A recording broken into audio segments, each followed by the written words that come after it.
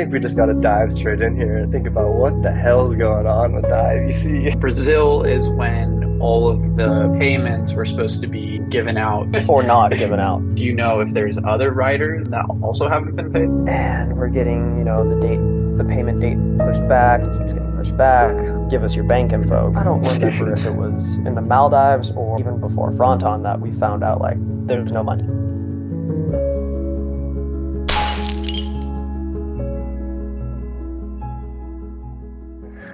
All right. It's not raining yet. Don't record me. Who do you think you are? Well, Sorry. No, it's not raining down here yet, but it's supposed to start, I think, within the next few hours. Yeah, it was dumping earlier. Yeah. Dude, have you seen the swell, the band? It's it's so long. It's like as long as the state. Yeah. It's pretty crazy. Yeah, it's like 25, 30 feet up here right now. Yeah. that's insane. All right. Well, All right, Craig, you gonna kick it off? Everyone, welcome to the first Breaking Even TV podcast with all of us in it. We've had those few other ones, but not all of us have been in it. But here we go. I think we just got to dive straight in here and think about what the hell's going on with the IBC. You're just getting straight to it, huh? That's the talk of the town, I've heard. That's the hot gossip in boogie boarding. Sounds like everyone with the boogie board is just talking about it now. So Jen's had a lot to say about it. Well, I think it would be I think it would be pretty beneficial for people to maybe better understand what's going on kind of from an objective and factual standpoint. So we'll try to kind of lay it out for everyone so they can better understand it, because it is kind of a pretty convoluted situation that there's a lot of different people and parties as well as organizations involved. So it's not as simple as hey, this individual person did something wrong and all of these problems are coming from a single source or single individual. It's kind of some systemic issues across multiple areas. So I think maybe I guess Tanner, maybe we can help explain so basically it starts back in what was it, May, right? Was the Arica comp, or April or May? I think Arica was the first week of June. Okay, we only had a week to run the contest because the scheduling for the tour, some comps were set and others were not, and then it ended up being they had to move Arica to be a shorter waiting period to run the event, which I'm glad they did that, because then we didn't have to fly back and forth to Chile, yada yada yada. That's not important to this, but it started in June. Okay, so it starts in June, and then the contest wraps up basically a week later, and then from Arica you then go straight down to Brazil. Yeah. Right. And Brazil is when all of the payments were supposed to be given out to all the riders. Correct. Okay. Yeah. And then or not given out in some cases. So when these payments were supposed to have gone out, somehow there were some riders. From your best of knowledge, is it just you in terms of riders? Do you have a number? Obviously, other than you and Pierre, who were both in the final, who would both have obviously the biggest prize purses. But do you know if there's other riders that also haven't been paid? As far as I know, me and Pierre, I don't know if I haven't spoken to Pierre about this. I don't believe he's been paid. I don't think he has been. And Dave Hubbard and Robbie Berman, last I heard, haven't been paid either, which is kind of funny coincidence because those are the two guys that I was traveling with throughout Staying with. all of South America and the rest of the year, basically the last 2 years. Yeah. So I think it just happened to work out that way. You know, we all left Brazil the day after or 2 days after the final because Mhm. we were told we could. We're normally paid in Brazil on time. The Brazil payments went through. And then we were left, expecting to get paid from Arica. And we're getting, the payment date pushed back. It keeps getting pushed back. Oh, the money, we have the money, but we just have to get it into this account so we can pay you guys.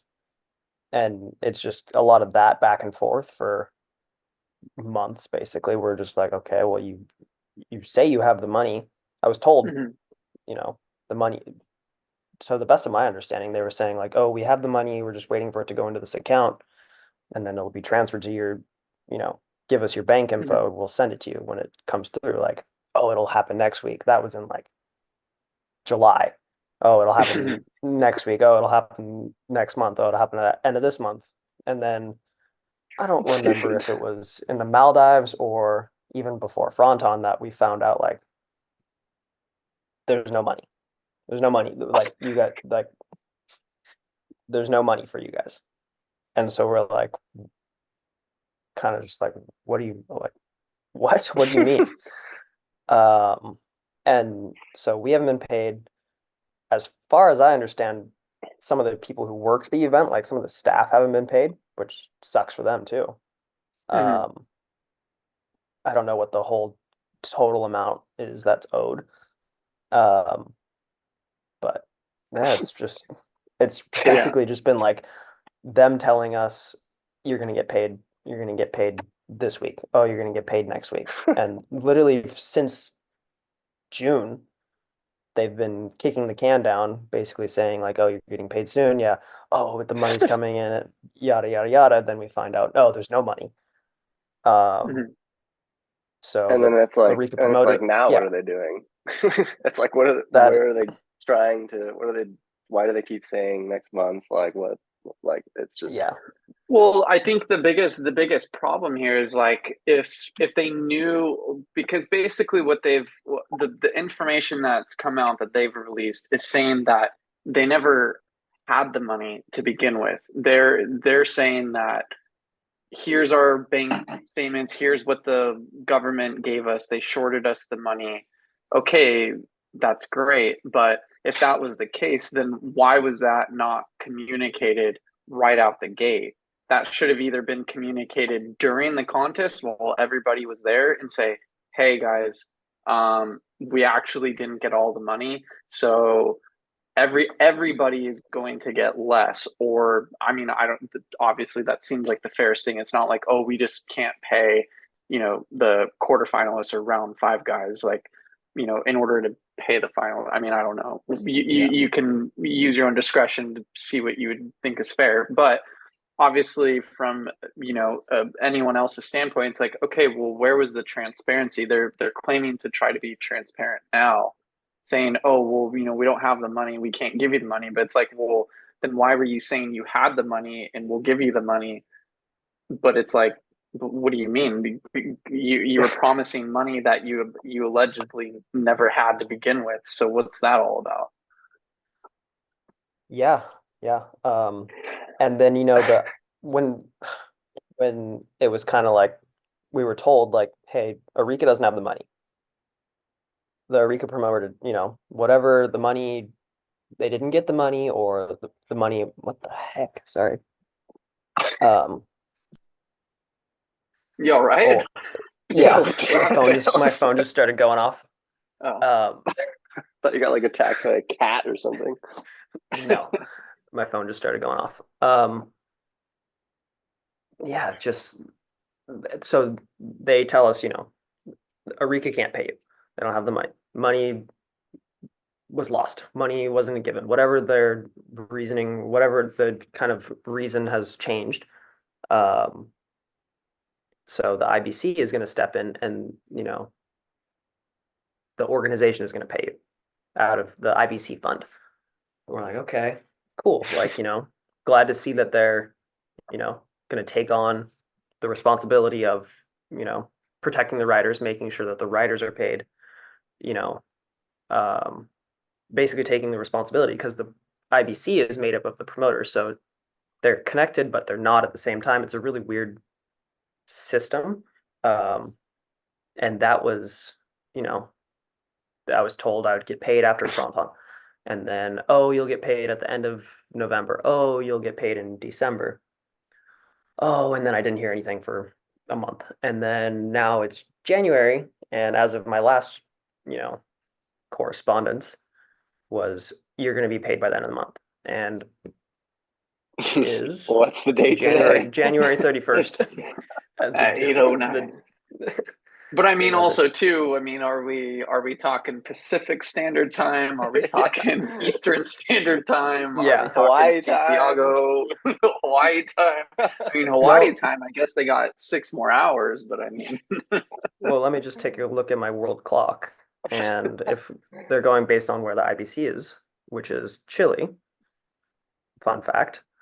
It is. I think it's 11. I think just about midnight. Or is it? It's either 11 or 12. Yeah, I think it's 3 or 4 hours right now. Deadline missed. Boom. Bang job. So that's been the most frustrating part for me is like feeling like, okay, finally maybe this is going to get resolved. And then hear anything for 2 weeks and then you find out, oh, actually no. It's just like having hope and then like being let down. It's just a continuous cycle of getting banged. It would have almost been better if, like, I would love to get paid. It would have almost been better if in September they were like, hey guys, sorry, there's no money from Arica. We can't pay you. That's it. Yeah. Instead of like giving me false hope to get paid and all these promises like, oh, you're gonna get paid next month. You're gonna get paid. Oh, sorry, no, we couldn't do it this month. You're gonna get paid next month. Instead of just being like, sorry, you're hosed, but then I can move on from that. Yeah, I mean that's the ridiculous part to me is just that it's like either that transparency that they're saying that they're trying to show now. It's like, well, why not have just been transparent from the get-go? And you could have avoided this whole situation. I mean, and obviously now it's not boding very well for them to be in this situation. And then on top of that, not necessarily publicly addressing it. I think that would speak volumes if someone was to, from the organization say, hey, we messed up. This is how we're trying to fix it. But there's just radio silence and deletion of comments and deletion of DMs. comments. It's like, I mean, it's just like you can't just run away from the problem. I mean, it's convenient that they're in another time zone in another country and things like that. So it's a lot easier to avoid. But I can guarantee if the IBC office was in California, we'd be knocking on some doors. We'd be knocking on some doors saying, hey, what's going on? Where's can we just have some answers? Like, yeah. I don't think it's unreasonable. I mean, Tanner, like, or like a situation like this, like, I mean, you've been doing the tour now for, like what, close to 10 years, I guess. Something like that. Yeah. Something like that. Like, getting old. Yeah. Old man. Are you aware of a like a another situation like this like occurring like at this level before? Yeah, the last Tahiti comp, no one got paid. No one got paid. Zero riders. Yeah, no one got paid. I don't know exactly what happened.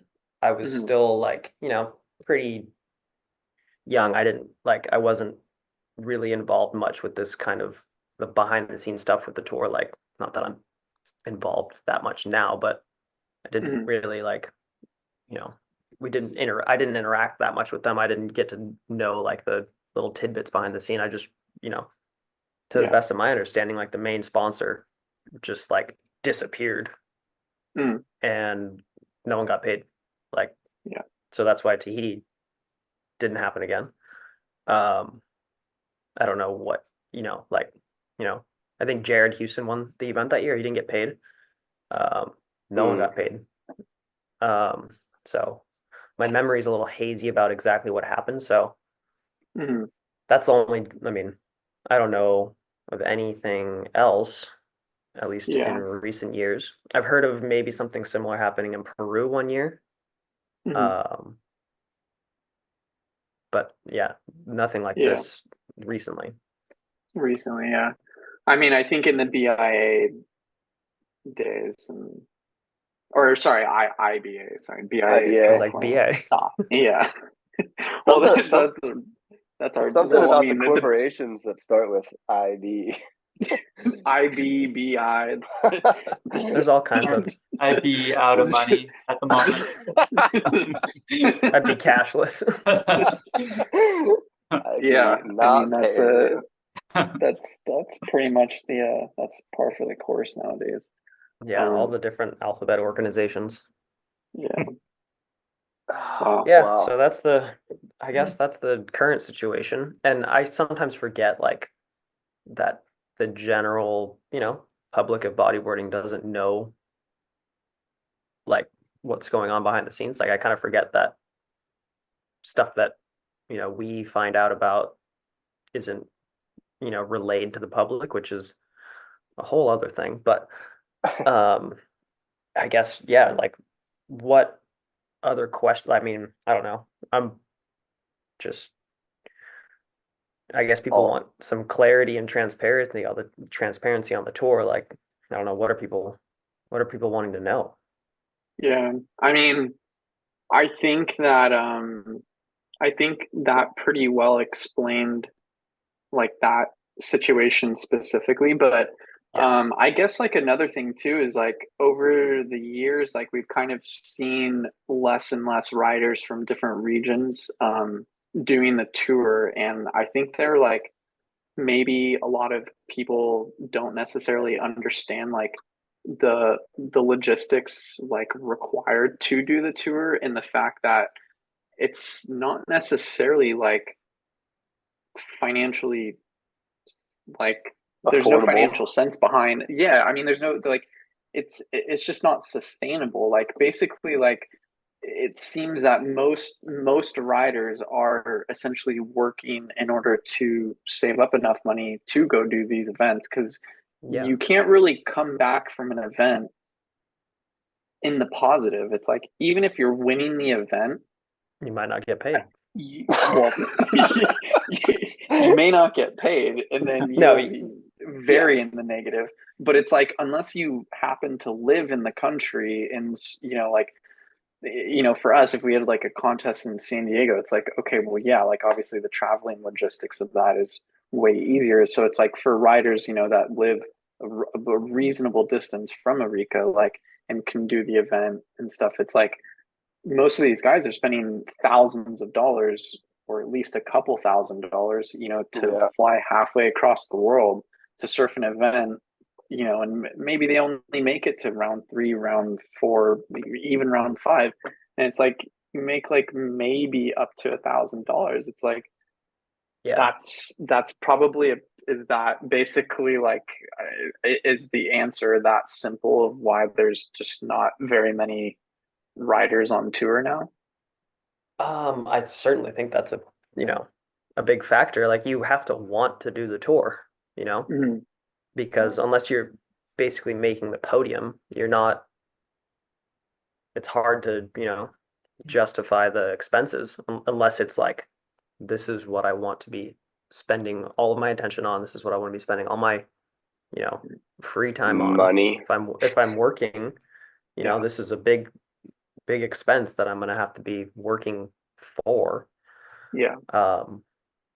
So I think people, you have to really want to do it. And even if you do, it's hard to have that kind of extra cash, especially for, Mhm. bodyboarders in general, don't Yeah. tend to live super luxurious lifestyles.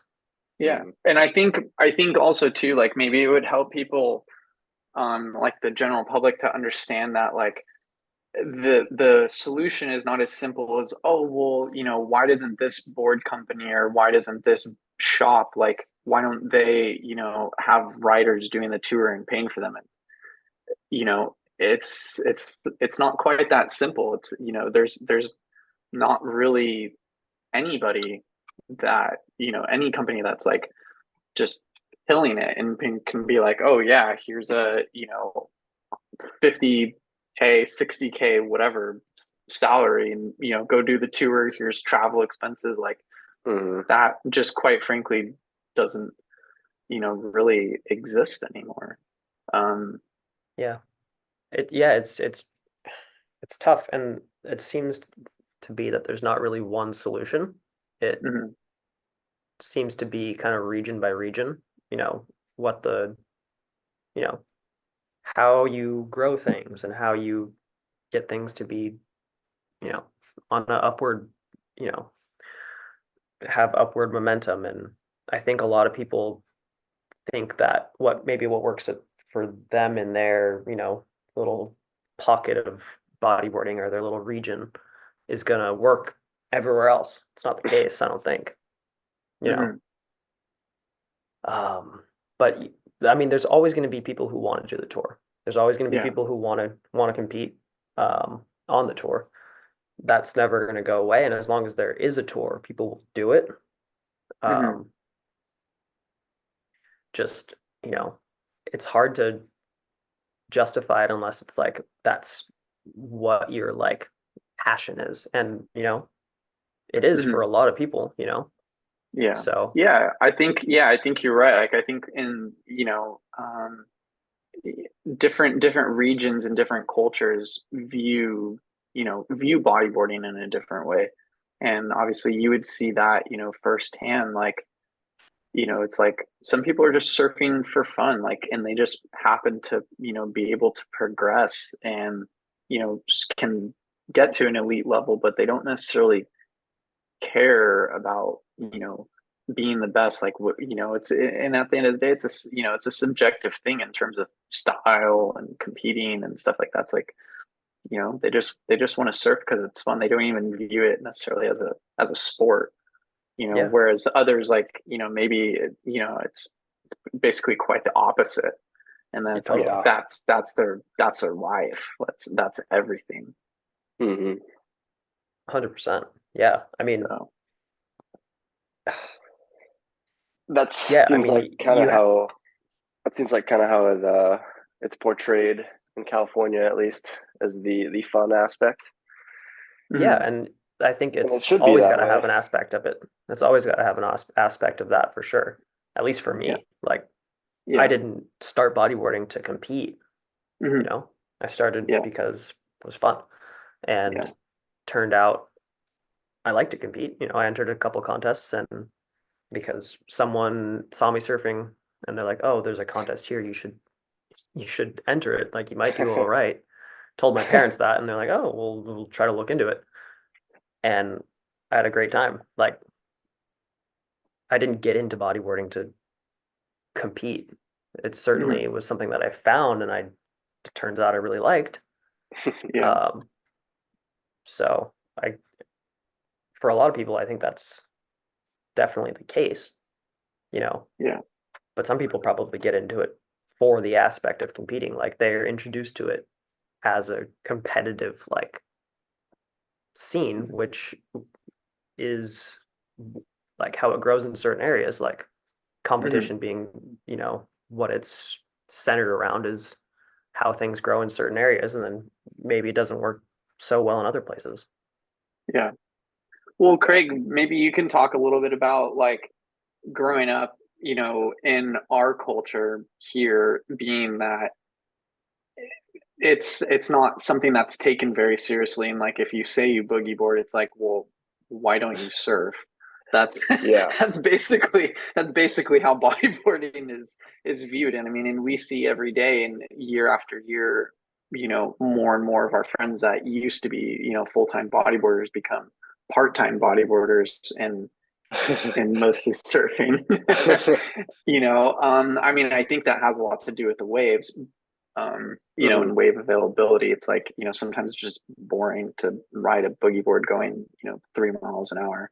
But but I was gonna say, how was it like, being able to go to, Fronton and like surf a world-class wave, going from, 2 Foot Creek to being able to surf a world-class wave and like being in a, competitive environment like that? Like, what was that? What did that feel like? Was it cool? Was it kind of like, I don't know if like I like this or.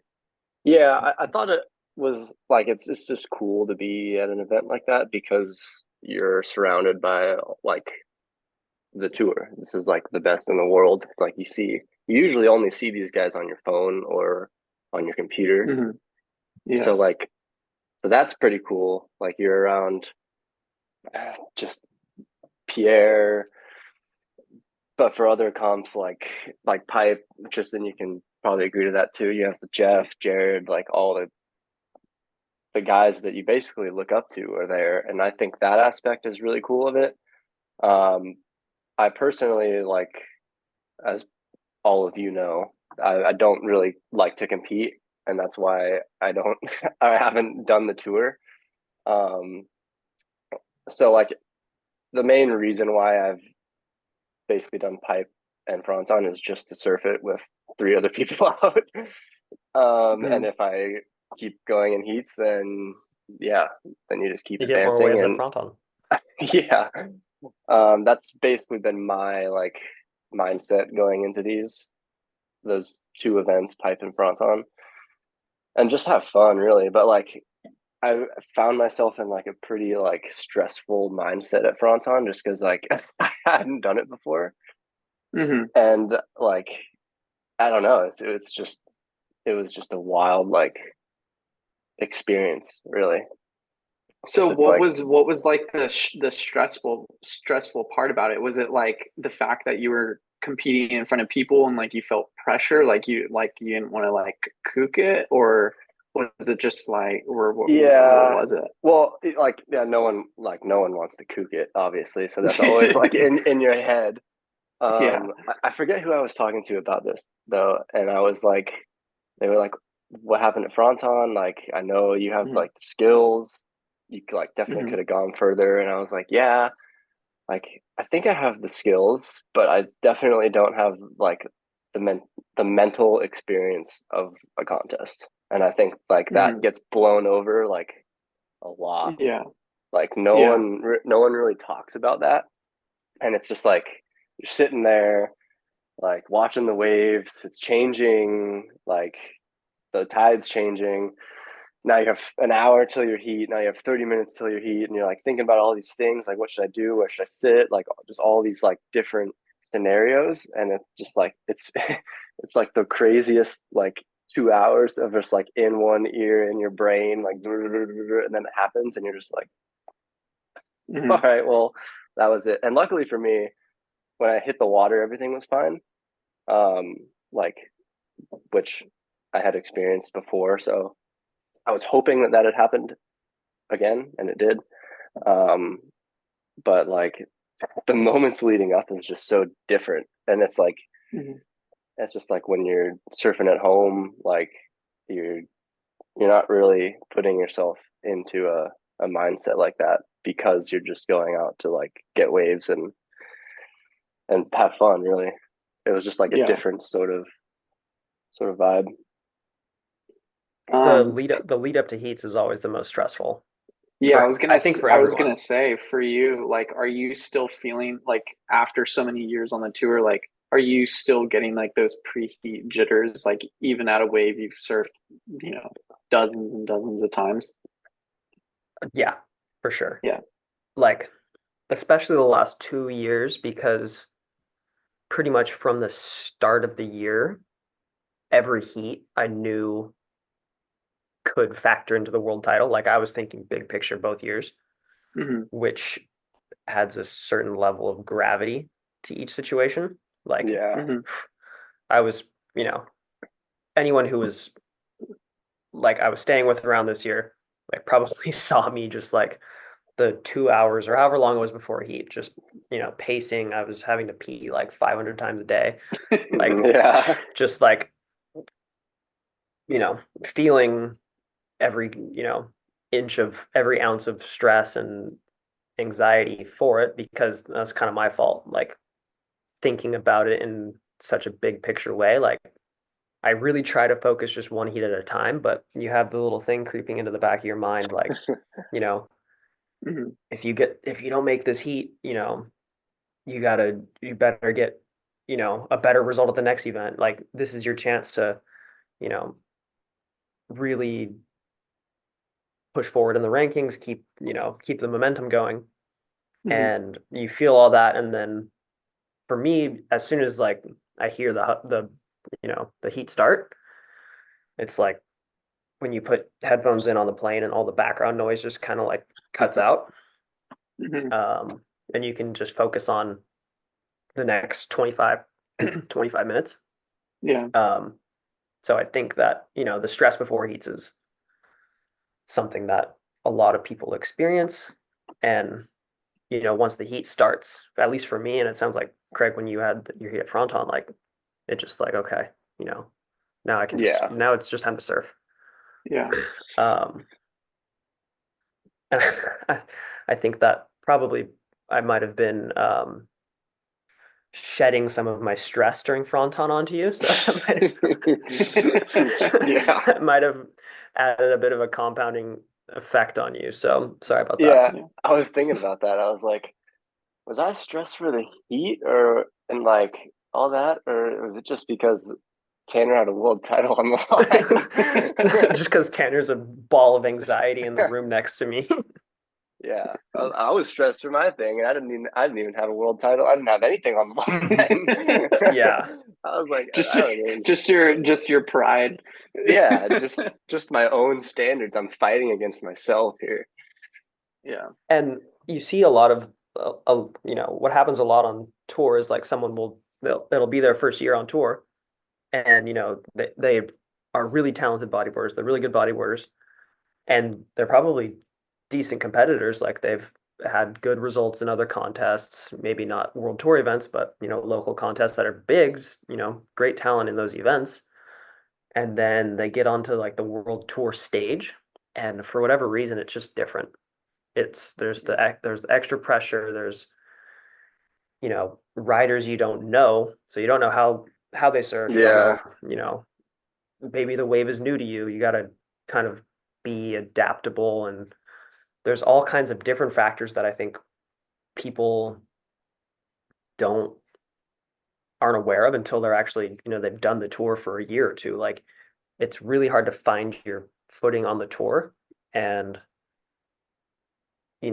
just showing up and thinking you're gonna like blow it out of the water when you haven't had that exposure to like world tour competition is like it's hard. It's hard. Something else too I've always been curious about, and I'm sure other people would be too, is like, as when you're a lot younger and you're surfing against like, Pierre or, Jeff or Jerry, or like, these like upper, like people that, obviously I'm a little bit older than you guys, but people we all grew up idolizing. And it's like, you get up, you match up against them in a heat, and you're just like, well, it's not, did you like from the start, like believe like, okay, like, like I'm here, like I know I have like a fair, like an equal chance at beating them? Or was it just kind of like, oh, like, whatever happens, happens. Like, it's like, because now it's interesting, because it's like now you're becoming one of those guys where it's like, I feel like when, people are surfing against you, it's like, well, shit, like I'm surfing against Tanner. Like, I might as well just throw it all on the line. Like, what, like, it's not like I'm expected to win this heat. So it's like, I feel like when people are surfing against you now, it's like, they're like almost, they're giving it their all. Cause it's like, what have I got to lose? Whereas like, I feel like now maybe when you have heats and you're facing, well, I guess we're getting too far ahead, and maybe we Yeah. can answer. Let's answer the first question first. Yeah, it's kind of a mind, something you have to get over in your head when you're going up against like the guys that you grew up watching. You know, you would watch their free surf parts, you would cheer for them on the tour, like they're your favorite riders. So it's weird to, go into a heat and someone that you're like, this guy's my, one of my favorite riders of all time. Like when I was first, finding my feet on the tour, I'm like, these guys are like, I'm out of my, I'm out of my league here a little bit. Like, obviously, like these guys are, more experienced. They're for a long time, they're just better riders than me. So, you know, it's a weird mind game. You have to get over that. But for the first few years on the tour, something that I kind of struggled with to get good results was I would go into every heat thinking I need to like 210s. I would be like not thinking about the heat as like I just got to get through this heat. It was like I got to go out and I got to prove myself. I have to go out and I have to, try to do the biggest move I can. I have to go and try to like get the biggest like the best barrel I can get. I have to go out and like try to like prove my worth on the tour instead of just focusing on like, okay, I just need to get 2 6s to make this heat. So that would come back to bite me sometimes. But on the flip side of that, when it was time to compete against someone like Pierre, who I've had a lot of like really good heats against from a pretty young age, I was kind of prepared to like, okay, I'm going to need to have like the heat of my life right now to beat him. So just, you can get those high scores. You've done it before, you're like, I would have to just tell myself like, if you just are on the good waves, you can do it. I've seen better riders lose heats to, maybe not as technically able riders just because they're on a better wave. So you see that a lot on tour, so, trying to dial in wave selection and just looking at waves that I know I would be able to, perform the best on was how I would go into those heats. Yeah, it's tricky. It's hard to go against, people you've looked up to your whole life, but those heats really bring out the best riding in you. So those are the most important heats. Even if you lose them, like those are the ones you learn the most from. Yeah. Or at least I felt like they were. And then like, how does it feel now kind of knowing that, people kind of view you through that same lens that, you viewed them? And it's like, do you feel like an added pressure sometimes? Also, do you feel like an added pressure to like knowing going into heat, like I shouldn't lose this heat, and then like, does it hurt more when you do lose those heats?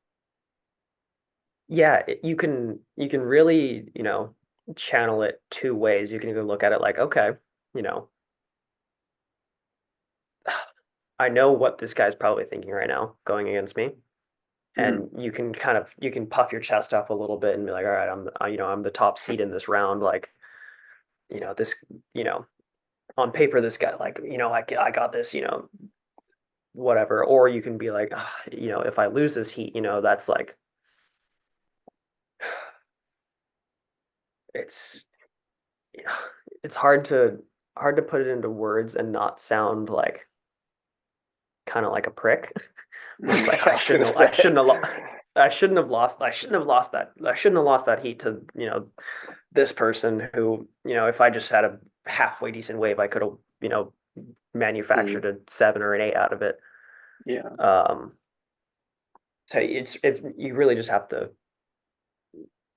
use it to your advantage and not let it like drag you down and get too much in your head about it. And in those situations, do you feel like it's oftentimes like not necessarily you beating yourself, but like, or is it like them just surfing the heat of their life, or you not getting the waves that you feel like you could have or should have, or like an error or mistake or something. Yeah, I mean, with the competition in general, it's so much like just the ocean. If ocean gives you a wave that you can make it happen on, then that's the heat. It is a lot simpler than it sounds. It's just simple, ultimately but up it's to not. the ocean. Yeah, and you it's can like, it seems like that's what you're getting at, is that the opportunity must be gifted to you, and if it's not, then that's basically all you can do. Yeah, you can make your own opportunities sometimes. Like you can make scores happen on waves sometimes. And a lot of the best guys are able to do that. Like they can turn a 5-point wave into a 7, or they can surf up a wave if they need to. But sometimes you just can't. And that's a tough one to swallow sometimes when it's like, I just needed a wave, but and then, it's out of your control at the same time. So yeah, it's the whole competition's weird, especially with, in the ocean. It's just a lot's out of your control. Yeah. All right. Well, I think that was some pretty good tour talk.